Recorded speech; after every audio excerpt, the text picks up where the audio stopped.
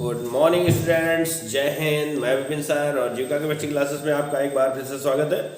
Hello students, आप पढ़ रहे हैं क्लास 12th, ठीक है ना। आप पढ़ रहे हैं class 12th chemistry chapter number 11, ठीक है ना। चैप्टर नंबर 11 का आप पार्ट 4 पढ़ने जा रहे हैं और आपको याद होगा मैंने आपसे वादा किया है बहुत जल्दी मैं आपका पूरा सिलेबस कंप्लीट करवा दूंगा आपके एग्जाम से पहले, ठीक है ना। बस आप बने रहिए हमारे चैनल पर और आप अपनी तैयारी को फ्री में तैयार करते रहें, ठीक है ना। तो आइए देखते हैं क्या हो सकता है यहाँ पर। आज का जो हमारा टॉपिक है वो क्या है। मैंने लास्ट पार्ट में आपको primary, secondary and tertiary alcohol 1 degree, 2 degree and 3rd degree alcohol में अंतर के बारे में पढ़ाया था, ठीक है ना। आज जो आपको पढ़ाने जा रहे हैं वो ये होगा एल्कोहलों के निर्माण की सामान्य विधियाँ, ठीक है ना। यानी एल्कोहलों का निर्माण हम किस प्रकार से कर सकते हैं। तो हम यहाँ पर हेडिंग डालते हैं एल्कोहल निर्माण की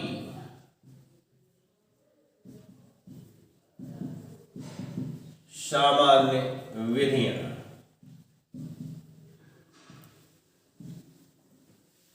ठीक है ना। एल्कोहल निर्माण की सामान्य विधियां, general methods, formation of alcohol, ठीक है ना।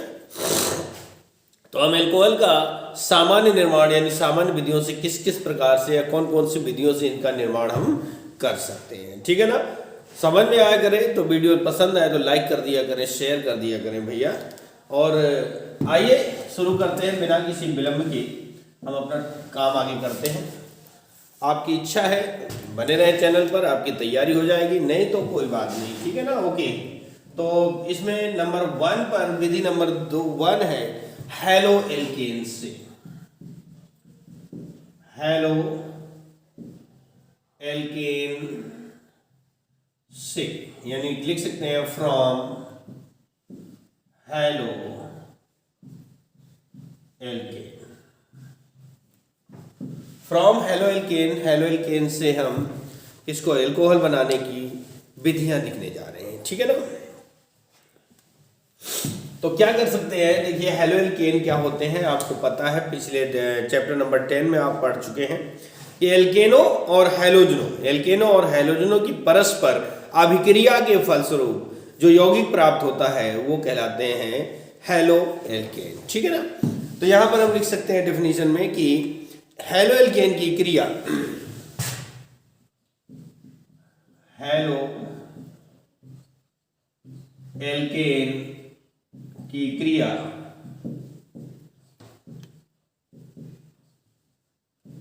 क्षार की उपस्थिति,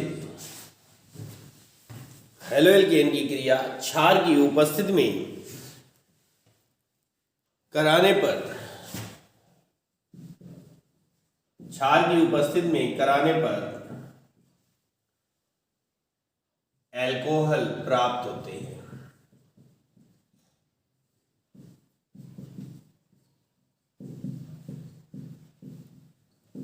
एल्कोहल प्राप्त होता है। हेलो एल्केन की क्रिया अगर हम क्षार की उपस्थिति में कराते हैं तो एल्कोहल प्राप्त होते हैं। फॉर एग्जाम्पल RX, ये हमारा हेलो एल्केन हो जाता है। क्या हो जाएगा भैया, हेलो एल्केन हो जाएगा RX प्लस क्षार के लिए KOH लेते हैं और KOH का हमें एक्वस सॉल्यूशन चाहिए, ठीक है ना, यानी जलीय विलयन चाहिए। क्या चाहिए भैया, एक्वस सॉल्यूशन चाहिए, KOH का जलीय विलयन हमें चाहिए। बन जाता है क्या, देखिए इतना भाग निकल जाएगा, ठीक है ना, कि इतना भाग निकल जाएगा तो ये बन जाएगा ROH प्लस KX, ठीक है ना, ROH प्लस KX बन जाएगा। ये हमारा पहला एल्कोहल बनकर तैयार हो गया, ठीक है। अब ये एक सामान्य अपक्रिया है। अगर हम यहाँ पर मान लीजिए कि हमने यहाँ पर CH3 ले लिया, यानी एल्किल मूलक कौन सा ले लिया, मेथिल, और हैलोजन की जगह पर हमारा आयोडीन है, ठीक है ना, यानी methyl iodide plus KOH arrow mark aqueous solution लेना है, KI आ जाएगा, बनेगा क्या, CH3 OH, है ना, और आपका KI जो है वो बाहर हो जाएगा। ठीक है, ये बना हमारा मेथेनॉल बन गया, मेथिल एल्कोहल बन जाता है। ठीक है ना। अगर हम यहाँ पर मान लो दूसरा ले लेते हैं CH3 CH2 CH2Br। ठीक है, क्लियर हुआ। अब जरूरी नहीं कि हम यहाँ पर क्षार में KOH ले, NaOH भी ले सकते हैं, लेकिन चाहिए हमें एक्वस सोल्यूशन, यानी जलीय विलयन चाहिए। किसका? क्षार का जलीय विलयन चाहिए। ठीक है ना। अगर हम यहाँ पर लगाते हैं तो देखिए भैया, अभिक्रिया के अकॉर्डिंग NaBr बाहर हो जाएगा, जो कुछ बचा वो सामने होगा, यानी CH3 CH2 CH2OH plus NaBr। ठीक है ना, इसका नाम हो गया मेथेनॉल। ये आपका हो जाएगा प्रोपेनॉल। प्रोपेनॉल क्यों हो गया? तीन कार्बन है, तीन कार्बन जब तीन संख्या होगी तो ऐसा कंपाउंड बन जाएगा। ठीक है ना, ये बन गया प्रोपेनॉल। क्लियर हुआ। तो ये एक सामान्य क्रिया थी कि किसी भी हैलो एल्केन की क्रिया करवा देते हैं क्षार के साथ तो हमें एल्कोहल प्राप्त हो जाते हैं। किसी भी एल्केन की हैलो एल्केन की क्रिया अगर हम क्षार के साथ करवाते हैं तो हमें हैलो एल्केन प्राप्त हो जाते हैं। ठीक है, अब हम चलते हैं विधि नंबर 2 पर। इसको हम साफ करते हैं।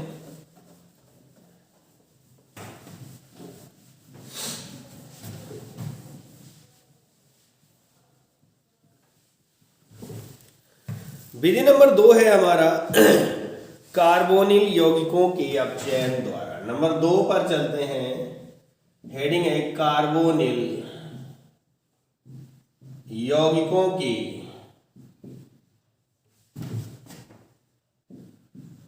अपचयन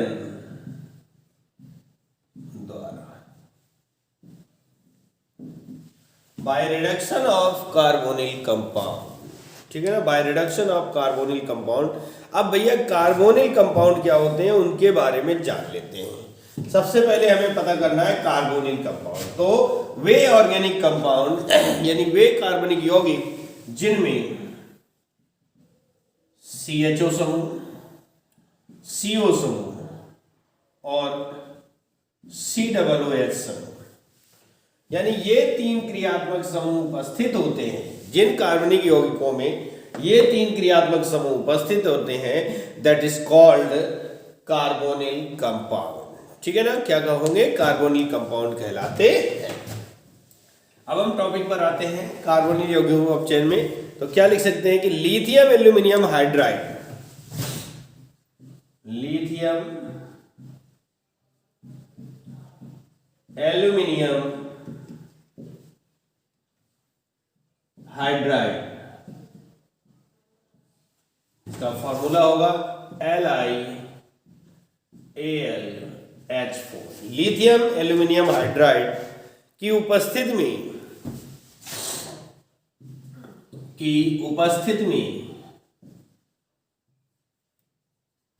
कार्बोनिल यौगिक,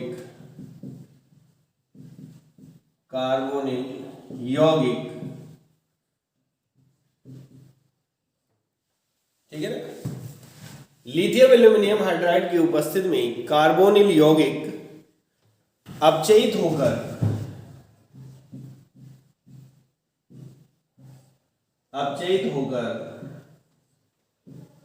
एल्कोहल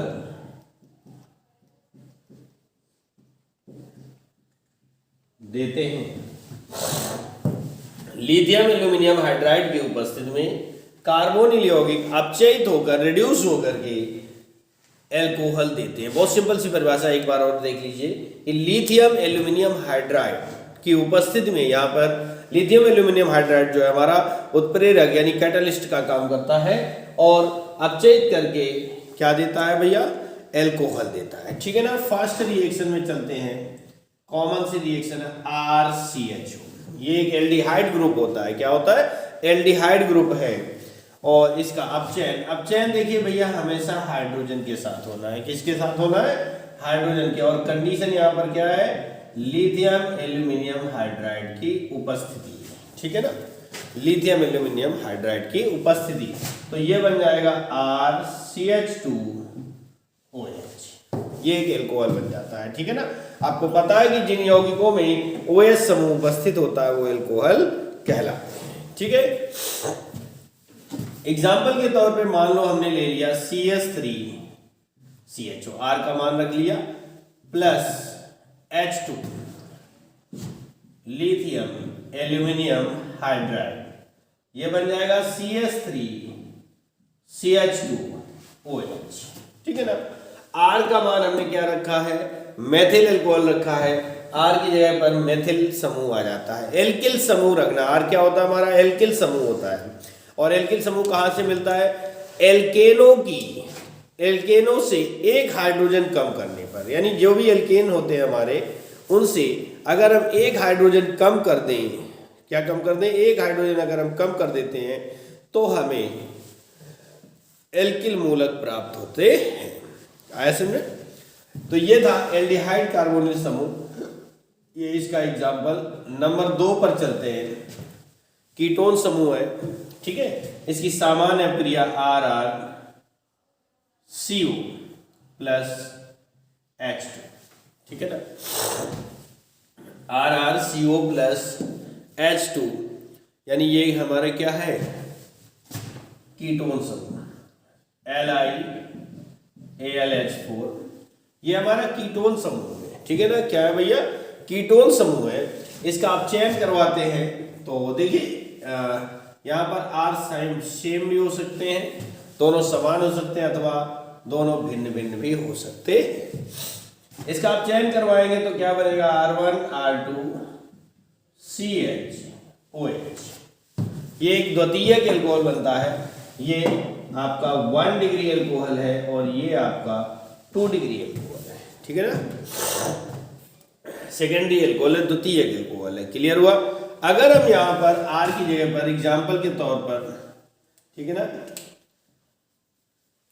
एग्जाम्पल के तौर पर हम ले लेते हैं CH3CO प्लस H2 और लिथियम एल्यूमिनियम हाइड्राइड उत्प्रेरक के रूप में लेते हैं।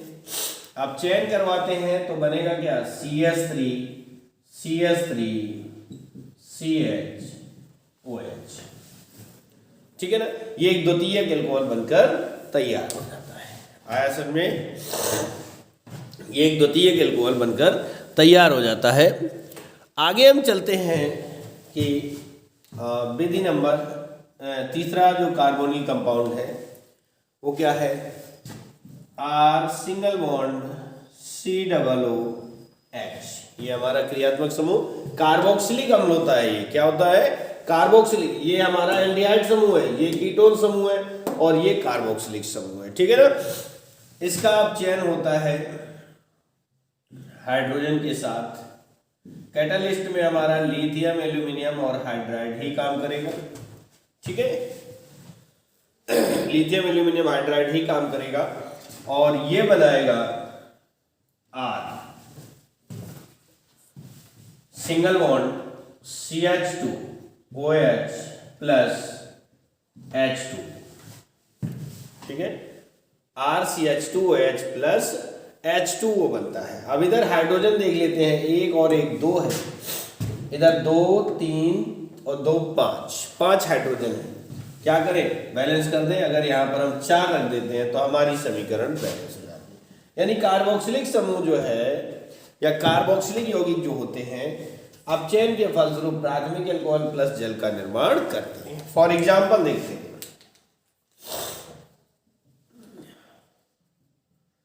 मान लो कि हमने यहां पर CH3COOH ले लिया प्लस 4H। देखिए जो सामान्य रिएक्शन हम लिखते हैं, जैसे ये हमारी सामान्य रिएक्शन, इसमें और जब हम एल्किल मूलक का नाम करते हैं तो एल्किल मूलक को ही चेंज करना है, बाद बाकी अभिक्रिया में कहीं कोई चेंजिंग नहीं होगी। तो CH3CH2OH प्लस H2 एथेनॉल बन जाएगा। ठीक है ना, क्या बना, एथेनॉल बन जाएगा। ठीक है, ये था हमारा प्राथमिक एल्कोहल निर्माण की सामान्य विधि। ठीक है। हम नंबर 4 पर देखते हैं। चौथी कंपाउंड भी होता है जिसमें RCOOR डैश एस्टर ग्रुप है ये भैया, क्या है? एस्टर ग्रुप है। और इसका अगर हम अब चयन करवाते हैं, ठीक है, कंडीशन वही होगी, कैटालिस्ट हमारा वही है, लिथियम एल्यूमिनियम हाइड्राइड, ठीक है। इसके साथ अगर हम अब चयन करवाते हैं तो ये बनाता क्या है? RCH2OH plus R dash OH, ये बनता है, ठीक है ना। RCH2OH plus R dash CHOH। यहां पर एग्जाम्पल देखते हैं। ये एस्टर है हमारा, क्या है भैया? एस्टर ग्रुप है। RCOOR डैश, R डैश का मतलब ये होता है कि दोनों R भिन्न भिन्न है, समान भी हो सकते हैं, दोनों अलग अलग भी हो सकते हैं। एग्जाम्पल के तौर पे देखते हैं CH3COOC2H5। अब देखिए ये एल्किल मूलक अलग हो गया, ये एल्किल मूलक अलग हो गया, प्लस 4H। बाद बाकी हमें अभिक्रिया में कोई परिवर्तन नहीं करना है, ठीक है ना। पूरी अभिक्रिया में कोई परिवर्तन नहीं करना है, हमको सेम टू सेम लिखना है, ठीक है ना। तो ये बन जाता है। अब आपका ये बनेगा CH3CH2OH प्लस, ठीक है। अब अगर मान लो ये बन जाएगा C2H5OH, ठीक है ना, C2H5OH। ये हमारे क्या हुए? एल्कोहल निर्माण की सामान्य विधियों में से विधि नंबर 2 हमारी कंप्लीट हो जाती है, ठीक है ना। विधि नंबर 2 हमारी ये कंप्लीट हो जाती है। अब हम चलेंगे इसके आगे। तो क्या करते हैं कि सबसे पहले इसको हम साफ कर देते हैं। तो ये थी हमारी 2 विधियां हो गई। अब हम इसके आगे चलते हैं दूसरी विधि पर। तो यानी कि नंबर 3 नंबर की विधि है, लिख सकते हैं एस्टर के जल अपघटन द्वारा। एस्टर के जल अपघटन द्वारा, ठीक है ना। कह सकते हैं by hydrolysis of ester, by hydrolysis of ester कह सकते हैं यहां पर। यानी इनके जल अपघटन से हमें क्या प्राप्त करना है? एल्कोहल प्राप्त करना है, ठीक है ना। तो लिख सकते हैं डेफिनेशन हमारी क्या होगी?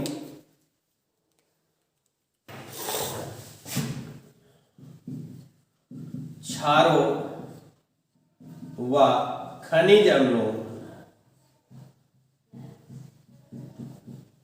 क्षारों व खनिज अम्लों के तनु विलयन द्वारा,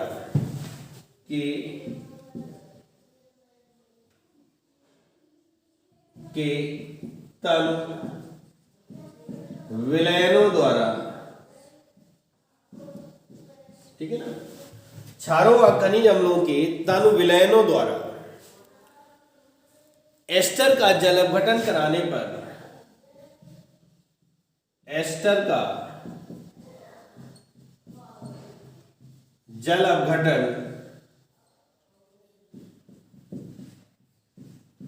कराने पर क्षारों व खनिज अम्लों के तनु विलयनों द्वारा, क्षार में NaOH KOH हो सकता है, खनिज अम्ल एक नया शब्द आया है जिसमें कंफ्यूजन होने की जरूरत नहीं है, HCl H2SO4 HNO3, इन अम्लों को ही हम खनिज अम्ल कहते हैं। तो क्या कह रहा है कि क्षारों या खनिज अम्लों के तनु विलयनों द्वारा एस्टर का जल अपघटन कराने पर एल्कोहल प्राप्त होते हैं। एल्कोहल प्राप्त होते हैं, ठीक है ना। क्षारों व खनिज अम्लों के तनु विलयनों द्वारा एस्टर का जल अपघटन कराने पर एल्कोहल प्राप्त होते हैं। क्या प्राप्त होते हैं भैया? एल्कोहल प्राप्त हो जाते हैं। ओके, अब इसमें हम चलते हैं, एक सामान्य अपक्रिया लेते हैं, RCOOR डैश, ये एक एस्टर हो जाता है हमारा, प्लस इसका हमने जल अपघटन करवा दिया HOH, H2O को हमने क्या लिख दिया?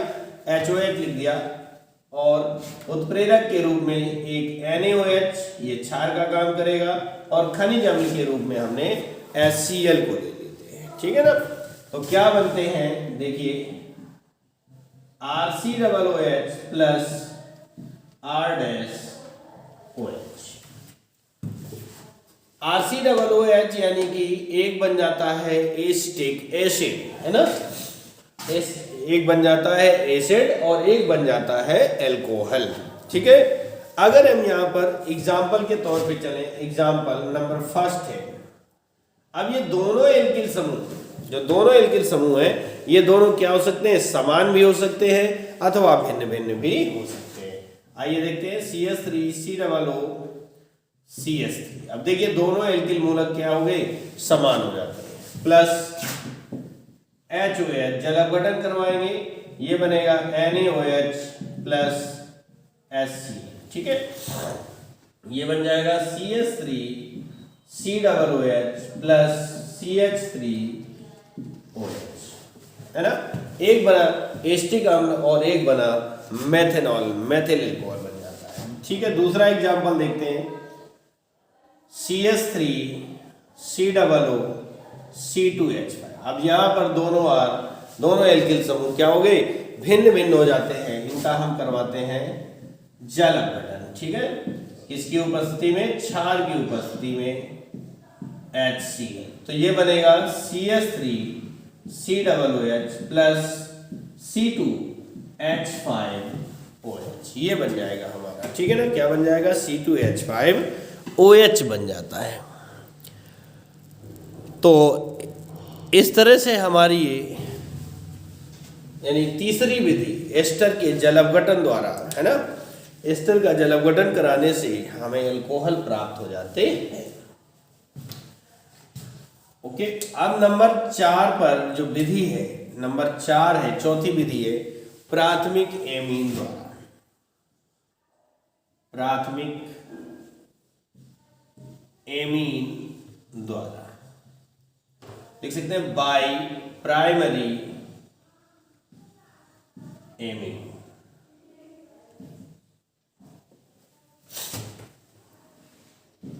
बाई प्राइमरी एमीन, प्राथमिक एमीन के द्वारा।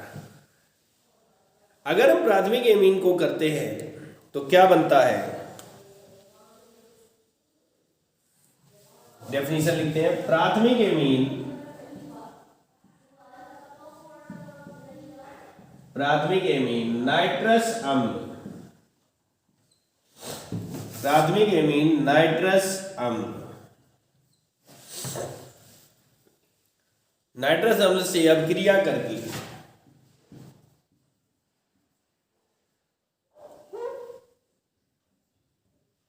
प्राथमिक एमीन नाइट्रस अम्ल से अभिक्रिया करके, प्राथमिक एमीन नाइट्रस अम्ल से अभिक्रिया करके एल्कोहल देते हैं, एल्कोहल देते हैं।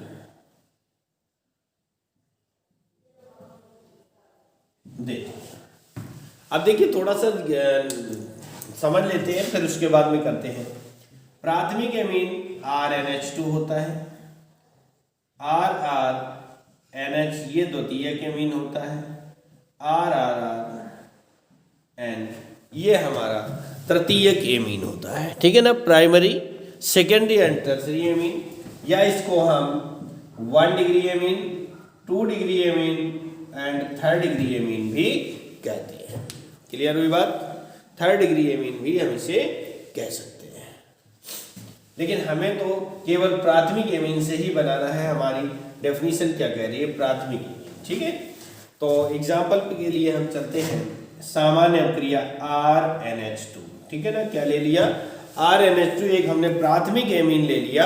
अब प्राथमिक एमीन का क्या करवाना है, उसने कहा नाइट्रस अम्ल के साथ, यानी कि HNO2 ये हमारा नाइट्रस अम्ल है, के साथ ही अभिक्रिया करते हैं और एल्कोहल देते हैं, ROH plus N2 plus H2, तो ये हमें एल्कोहल मिल गया। ठीक है ना, एग्जाम्पल के तौर पे अगर मान लो हम R की जगह पर रख देते हैं CH3 NH2 मेथिल एमीन हमारा है और इसकी क्रिया हम HNO2 से करवाते हैं तो बन जाएगा CH3OH plus N2 plus H2। सामान्य क्रिया के बाद कोई चेंजिंग नहीं करनी होती, केवल एल्किल मूलक का मान चेंज करना होता है। ये एग्जांपल फर्स्ट था। सेकंड एग्जांपल में मान लो हमने ले लिया C2H5NH2 प्लस नाइट्रस अम्ल HNO2, ये बन जाएगा C2H5OH plus N2 plus H2। ठीक है, ये हमारा बन जाता है क्या, प्राथमिक एमीन से एल्कोहल का निर्माण। ठीक है, प्राथमिक एमीन से एल्कोहल का निर्माण। तो ये थी हमारी एल्कोहल निर्माण की सामान्य विधियां। ठीक है ना, 4 विधियों से हम एल्कोहल का सामान्य निर्माण कर सकते हैं। आशा करता हूं कि आपकी समझ में अच्छे से आ गया होगा, और नहीं आया तो आप दोबारा भी वीडियो को देख सकते हैं। और अगर इसके अलावा भी कोई प्रॉब्लम्स है तो कमेंट बॉक्स में आप हमसे पूछ सकते हैं। ठीक है ना। ओके, आज के इस वीडियो में इतना है। इससे आगे जो होगा एल्कोहल की प्रॉपर्टी पढ़ना है, वो अगले वीडियो में। ठीक है, ओके, थैंक यू, जय हिंद, जय भारत।